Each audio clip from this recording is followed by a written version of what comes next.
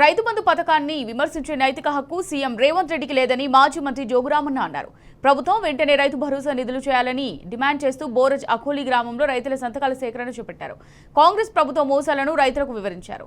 రైతులు ఎదుర్కొంటున్న ఇబ్బందులను అడిగి తెలుసుకుని వారికి అండగా నిలుస్తామని జోగురామన్న హామీ ఇచ్చారు. రాష్ట్ర ప్రభుత్వం ధాన్యం కొనుగోలులో సైతం షరతులు విధిస్తూ రైతులకు అన్యాయం చేస్తోందని విమర్శించారు. రైతుల పక్షాన ఆందోళన కార్యక్రమాలను చేపట్టి కేంద్ర రాష్ట్ర ప్రభుత్వాల మెడలు వంచుతామన్నారు.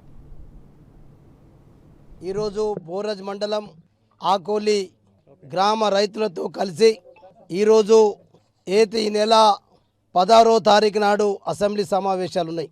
ఈ అసెంబ్లీ సమావేశాల లోపే ఆదిలాబాద్ నియోజకవర్గంలోని 56,000 మంది రైతుల యొక్క ఇంటింటికి వెళ్ళి సంతకాలు తీసుకునే కార్యక్రమం, సంతకాల సేకరణ కార్యక్రమం ఆదిలాబాద్ జిల్లా శాఖ బీఆర్ఎస్ పార్టీ తీసుకున్నది.